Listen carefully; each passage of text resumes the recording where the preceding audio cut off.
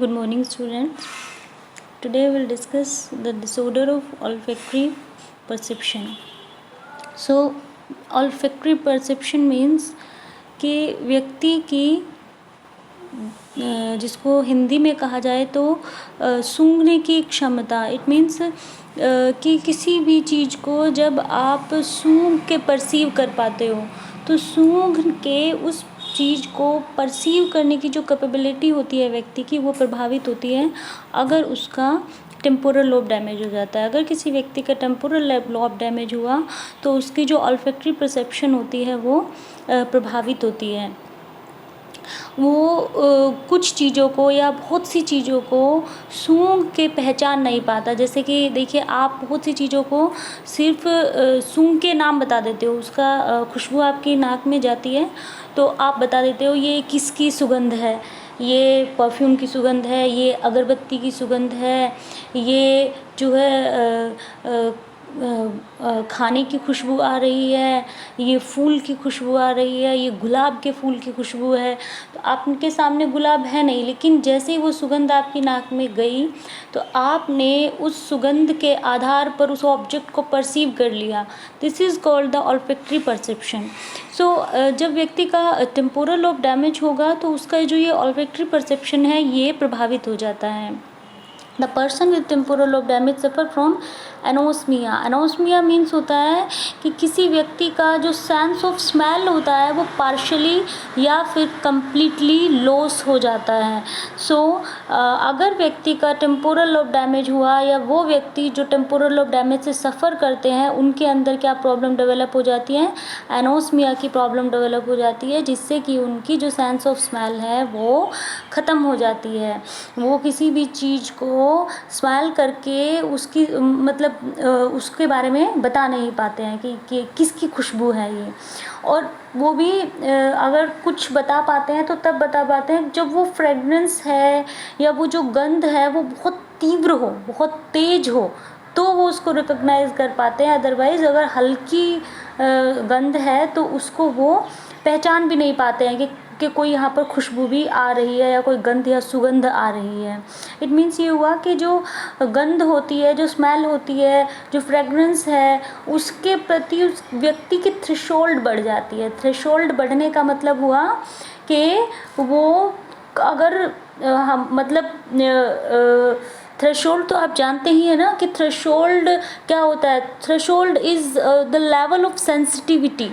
तो वो क्या करता है, व्यक्ति की जो स्मेल या फ्रेगनेंस या हम कहते हैं गंध के प्रति जो उसकी सेंसिटिविटी होती है वो बढ़ जाती है। वो लो सेंसेशन पर उसको रिकॉग्नाइज नहीं कर पाता।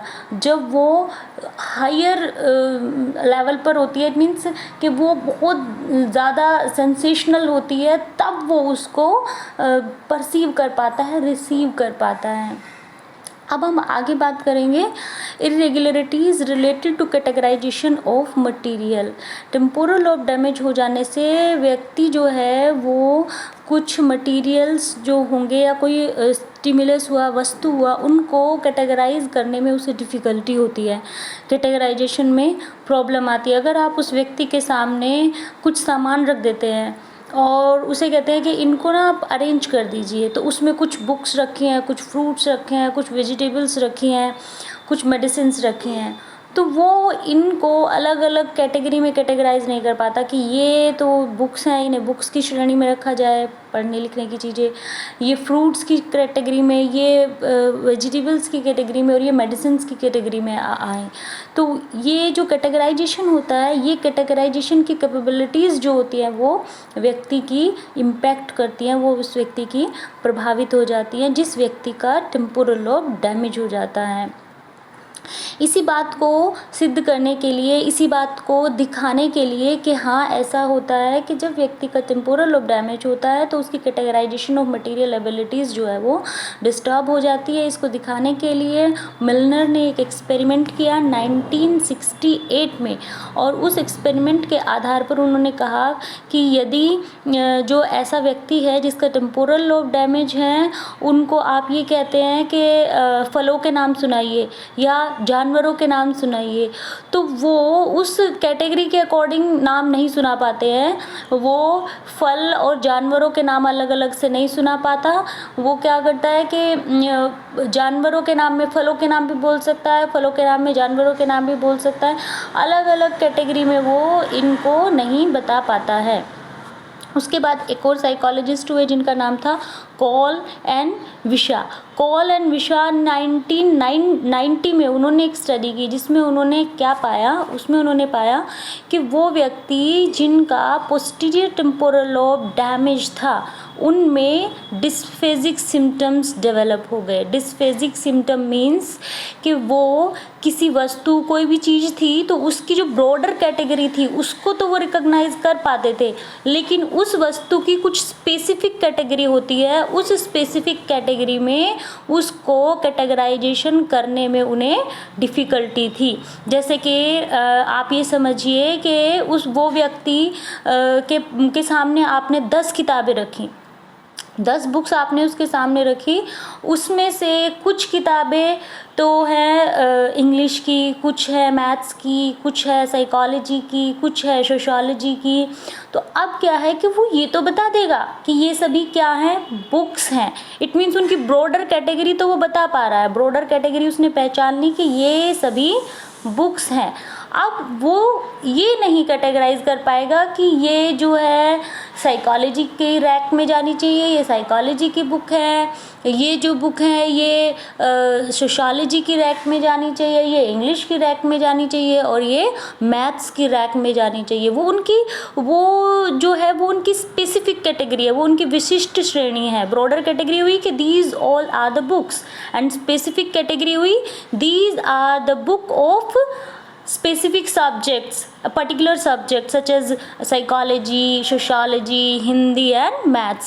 So एक और एग्जाम्पल लेते हैं, जैसे कि मान लीजिए कि एनिमल्स का अगर नाम लिया जाए तो उसके सामने एक एनिमल लाकर खड़ा कर दिया जाए, जैसे कि काऊ है उसके सामने, तो वो उसको देख के पहचान जाएगा कि दिस इज़ द एनिमल, ये एक एनिमल है। लेकिन वो उसकी स्पेसिफिक कैटेगरी, जैसे कि काऊ की क्या विशेषता है, काऊ की ये विशेषता है कि वो जो है वो दूध देती है, ठीक है, दूध देती है। जैसे काऊ हुआ, डॉग हुआ, तो डॉग तो इस श्रेणी में नहीं आता, वो दुधारू पशु नहीं है, लेकिन जो काऊ है वो एक मिल्क देने वाला पशु है। तो ये क्या हुई, इसकी स्पेसिफिक श्रेणी हुई, ये इसकी एक विशिष्ट कैटेगरी हुई। तो वो जो व्यक्ति है जिसका टेम्पोरल लोब डैमेज है वो इस विशिष्ट श्रेणी में उनको कैटेगराइज नहीं कर पाता। इसको कहा जाता है डिस्फेजिक सिम्टम, डिस्फेजिक प्रॉब्लम, जिस व्यक्ति का पोस्टीरियर टेम्पोरल लोब डैमेज हो जाता है। सो इससे क्लियर हुआ कि जिन व्यक्तियों का टेम्पोरल लोब डैमेज होता है उनमें किसी भी सामान को, किसी सामग्री को, किसी वस्तु को कैटेगराइज करने की जो एबिलिटीज़ होती है वो गड़बड़ा जाती है, उसमें डिसफंक्शंस डेवलप हो जाती हैं। So these are the 2 disorder related to temporal lobe damage, कि अगर व्यक्ति का टेम्पोरल लोब डैमेज होता है तो उसकी जो जिसको कहेंगे कि घ्राण perception, it means olfactory perception and categorisation of material, ये दोनों एबिलिटीज़ उसकी प्रभावित हो जाती है। So this is the enough for today, and in next video we will discuss about the disturbances related to using contextual information, and second one is disturbances related to language. Okay, so I hope कि इतना जो आज हमने discuss किया है वो आपको clear हो गया होगा. So thank you and have a nice day.